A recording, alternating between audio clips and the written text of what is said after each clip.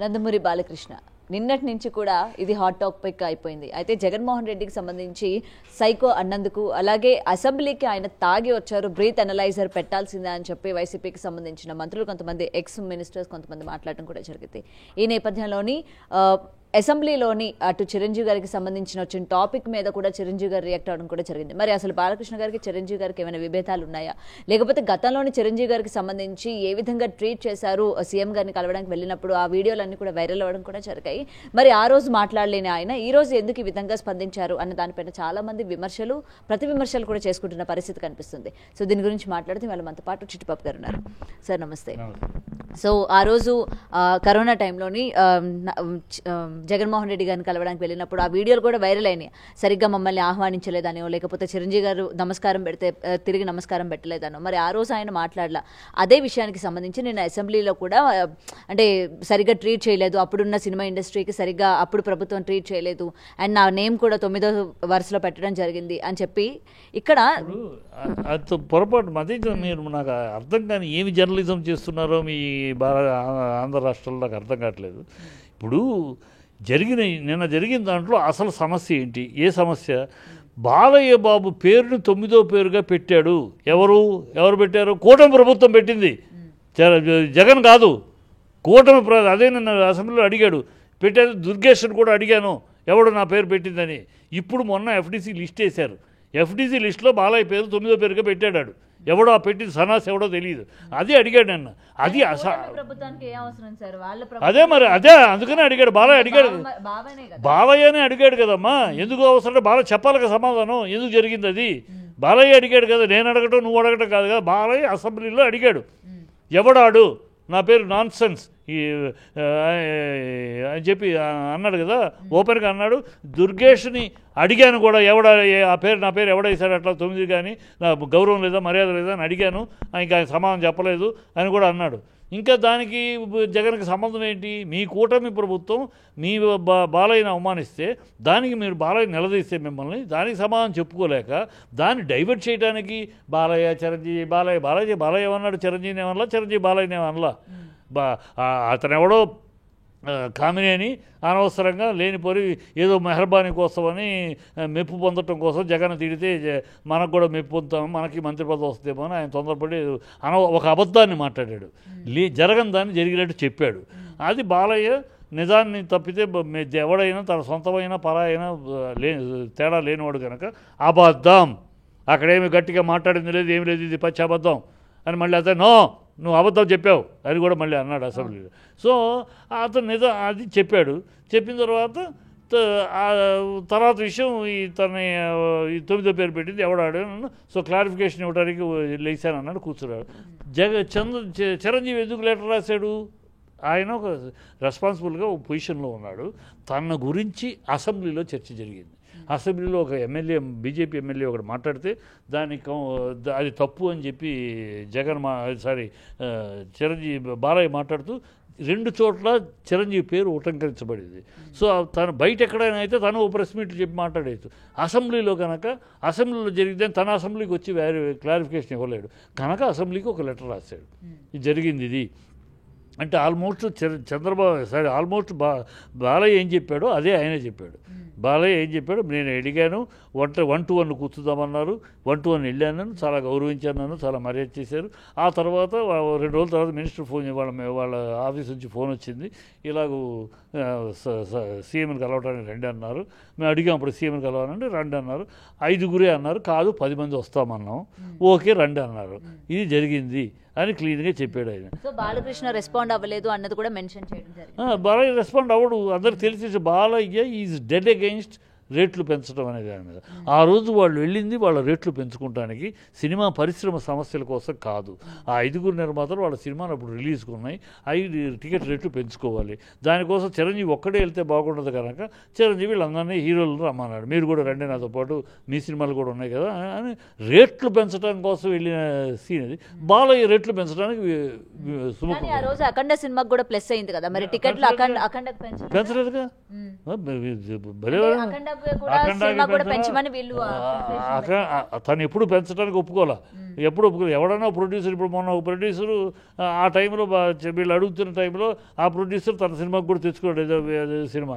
అదే బాలయ్య ఇప్పుడు కూడా తన మా ప్రొడ్యూసర్స్ని రేట్లు పెంచడానికి మనం జాగ్రత్తగా తీయాలి ప్రొడక్షను. మన ప్రొడక్షన్ వాల్యూస్ ఉండాలి. ఖర్చు జలసాలకి, వీటికి, ఫారెన్కి, ఒక సాటుకు ఒక ఫారెన్, ఇలా ఈ దర్జాలు వద్దు. ఈ దర్జాల కోసం మన షోకుల కోసం ఖర్చు పెట్టి అది ప్రేక్షకుల మీద రుద్దొద్దు అని ఎప్పుడు అంటూ ఉంటాడు. వాళ్ళని ప్రేక్షక దేవుళ్ళు అంటాము, ఆ దేవుళ్ళని నిలువు దోపిడీ చేస్తాం మనం, ఎందుకు ఈ వద్దు అని ఎప్పుడు అతను ఎగైన్స్ట్.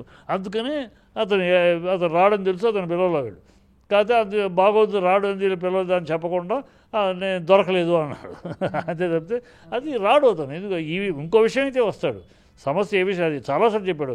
ఇండస్ట్రీకి సంబంధించిన సమస్య వస్తా, ఈ రేట్లు పెంచడం అనే దౌర్భాగ్యానికి నేను రాను, ఈ అడుక్కు తినే కార్యక్రమాన్ని నేను ఒప్పుకోను, ఇది తప్పు, ప్రేక్షకుల్ని దోచుకుంటామే, ఇది అతని ఉద్దేశం.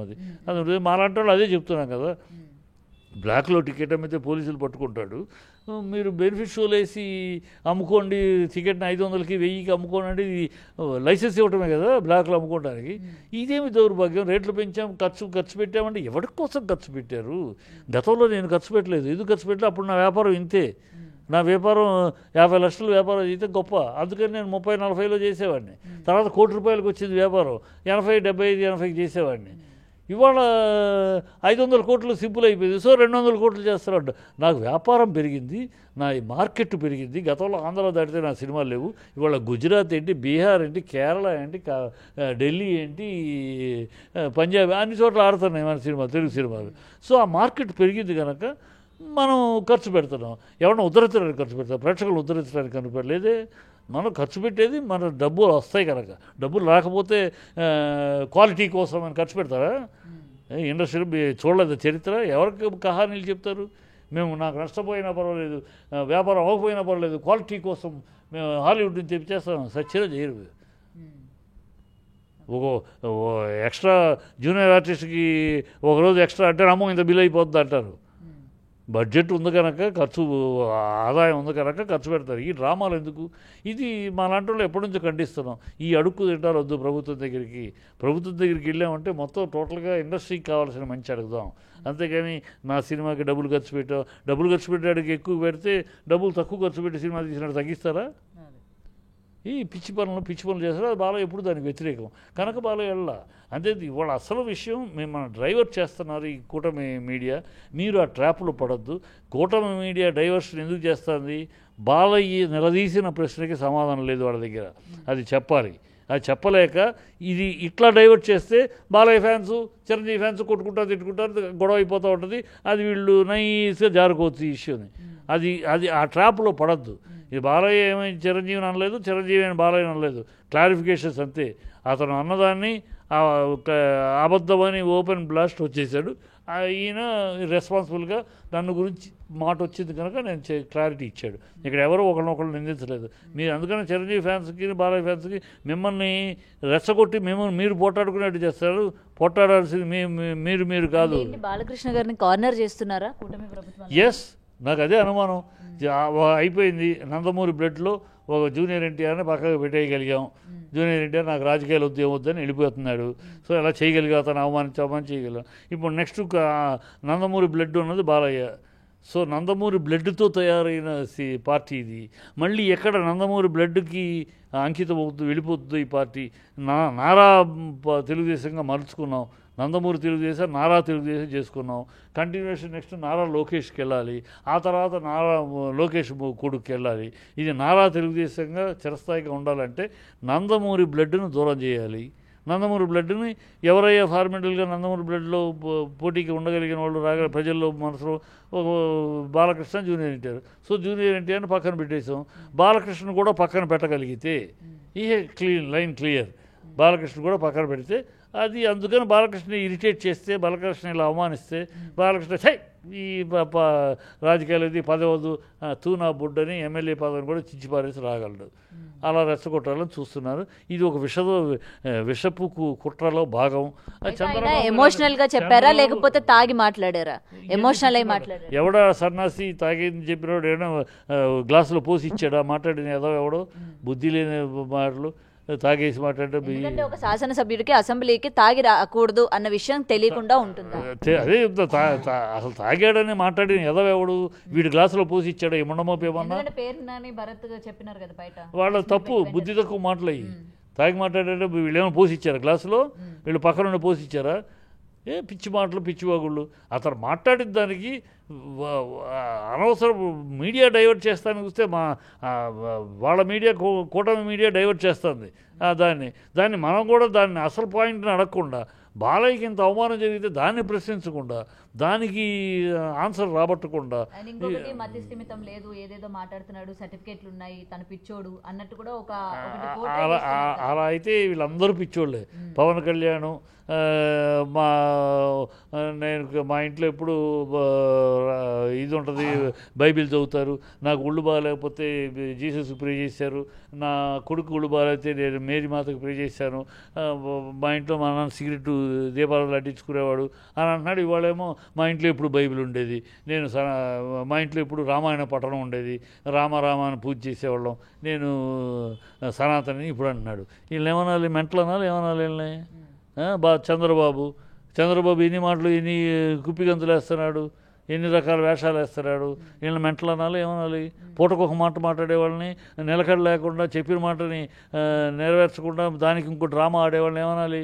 వీళ్ళకన్నా మెంటల్. మరి ఆయన పిచ్చివాడు, ఆయన మతిస్థిమితం లేకుండా మాట్లాడుతున్నాడు అనేది వైసీపీ వాళ్ళు కదా. మరి వైసీపీ వాళ్ళకి బుద్ధి ఉండాలన్నా ఎవరైనా, నేను వైసీపీ వాళ్ళు ఇంకోళ్ళు కాదు, ఎవరైనా బుద్ధి లేని మాటలు ఇవి. వీళ్ళందరూ మరి బుద్ధిని మాట్లాడుతున్నారా? ఎవరు తప్పు మాటలు కదా. ఇప్పుడు కొడాలని మాట్లాడింది మెంటలై మాట్లాడా? ఏమై మాట్లాడాడు? మెంటలై మాట్లాడా? ఈయన పిచ్చి మాటలు మాట్లాడిన దాంట్లో విషయంలో మనం దాన్ని ఏదో రకంగా వాళ్ళు మాట్లాడారో లేదో నేనైతే వినలేదమ్మా. నువ్వు అంటున్నావు వాళ్ళు మాట్లాడారని. ఎక్కడ ఎందుకంటే నిన్న ప్రెస్ మీట్ పెట్టి మాట్లాడారు, ఆయన మతిస్థిమితం సరిగా లేదు, సర్టిఫికేట్లు కూడా ఇచ్చింది, ఇప్పుడు కరెక్ట్ అని తెలుస్తోంది. ఎవరు? మార్గాని భరత్ కావచ్చు, లేకపోతే పేరుని నాని కావచ్చు. వాళ్ళిద్దరు మాట్లాడాల నాకు తెలిసి. వీళ్ళు ప్రెస్ మీట్లో వాళ్ళు ఈ విషయం మాట్లాడాల. వాళ్ళు మాట్లాడేది వేరు, బయటికి వచ్చింది, బయట దాన్ని తిప్పింది వేరు. వాళ్ళు ఏమైంది మెంటల్ మాట్లాడాలి? ఎందుకు మాట్లాడతారు వాళ్ళు? అవసరం లేని సందర్భం అది. వాళ్ళు అది మాట్లాడాల. వాళ్ళు అతను మాట్లాడింది గట్టిగా వాళ్ళకి అడ్వాంటేజ్ ఇస్తే బాలయ్య మాట్లాడింది వైఎస్ఆర్సీపీకి అడ్వాంటేజ్. వాళ్ళు మాట్లాడింది అన్యాయం చేశారనేది. ఇప్పుడు చిరంజీవికి అవమానం చేశారని మాట్లాడుతున్నారు కదా, ఇవాళ బాలయ్యని మీరే అవమానం చేశారు కదా, మీ కూటమే ఉండి. అప్పుడైనా వేరే వాళ్ళు చిరంజీవి సంబంధం లేని పార్టీ చేశారనుకుందాం మీరు అన్నట్టయితే. మరి ఇక్కడ మీ కూటమే కదా, మీ కూటమి ఉండి మీ బాలయ్యని ఎందుకు అవమానిస్తున్నారు? బాలయ్య చిరంజీవితో సమానమైన హీరో కదా, ఇద్దరు ఒకే రేంజ్ హీరోలు. ఇంకా బాలయ్య సీనియర్ కదా, పద్మభూషణం, అతను పద్మభూషణం. ఎలా అవమానిస్తున్నారు? అది చెప్పాలి కదా సమాధానం. అది వాళ్ళు అది ఆలోచించకుండా పిచ్చిగా మాట అది ఏదో పుట్టిస్తారులే. మాకు కూటమి ఏంటంటే వాళ్ళిద్దరి మధ్య గొడవలు లేవమ్మా. గొడవలు ఉన్నట్టు సృష్టించడం. ఎందుకంటే ఈ బాలయ్య అన్న క్లెయిమ్ చేసింది, బాలయ్య ఛాలెంజ్ చేశాడు, ఎవడాడు అని అడిగాడే. ఆ ఎవడు నాన్ సెన్స్ అని అన్నాడే. ఆ సన్నాసి ఎవడు దుర్గేష్ని కూడా అడిగాను, సమాధానం రాలేదు నాకు, ఐ విల్ సీ అన్నాడు. అది దానికి సమాధానం రావాలి. దాన్ని రాకుండా ఉండటం కోసం ఈ డ్రామా ఆడుతున్నారు, పుట్టిస్తున్నారు వాళ్ళు. మీరు కూడా ఆ ట్రాప్లో పడి ఆ దోవలో వెళ్ళిపోకండి. మీరు జర్నలిజంగా చేయండి. ఏది అడగాలో అది అడగండి. ఎవరు తప్పైనా పర్వాలేదు. ఇప్పుడు ఇవాళ వాళ్ళు మాట్లాడే తప్పు 100% బుద్ధి లేని మాటలయ్యి. తాగి మాట్లాడేది ఎవడు మాట్లాడే బుద్ధి లేని మాటలయ్యి. అడిగిన దానికి సమాధానం చెప్పకుండా తాగి మాట్లాడారు, ఇంకో కూర్చుని మాట్లాడారు. మీరు ఎవరు తాగారు మీటర్ పెడితే తెలుస్తుంది. పెడితే అసెంబ్లీలో ఎంతమంది తాగి ఉన్నారో తెలుస్తుంది. ఇలా మాట్లాడేదే మీరు, తాగుబోతులాగా మాట్లాడేదే మీరు. తాగుబోతులాగా మాట్లాడేది ఎవరు? కొడాలని తాగుబోతులాగా మాట్లాడాడు, వంశీ తాగుబోతులాగా మాట్లాడాడు.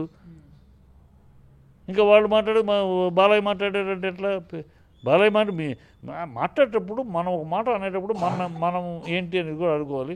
ఈ వైసీపీలో అలా ఎవరన్నా మాట్లాడలేదు నాకు తెలిసి పేరునైనా అసలు అలా మాట్లాడు నాకు తెలిసి అది ఎవరో ఏదో మాట్లాడితే ఏదో అంటిస్తారులే, క్లిప్పులు కూడా అంటిస్తారు. కానీ ఈ కూటమి ఎన్ని రకాల దౌర్భాగ్యాలు, ఎన్ని రకాల దుర్మార్గాలు, ఎన్ని రకాల అవశేషాలు ఉన్నాయి, అన్నీ ఉన్నాయి కూటమికి. అది ఏం చలామణి అవుతుంది, ఎంతకాలం సాగుద్ది. ప్రజలు ఆల్రెడీ తిరస్కార ధోరణిలో ఉన్నారు, కాకపోతే ఏం చేయలేదు, ప్రజల చేతుల్లో ఆయుధం లేదు కనుక జరిగే నాళ్ళు జరుగుద్ది. ఎప్పుడు లేపుతారు ప్రజలు. For more videos like this, subscribe Big TV channel.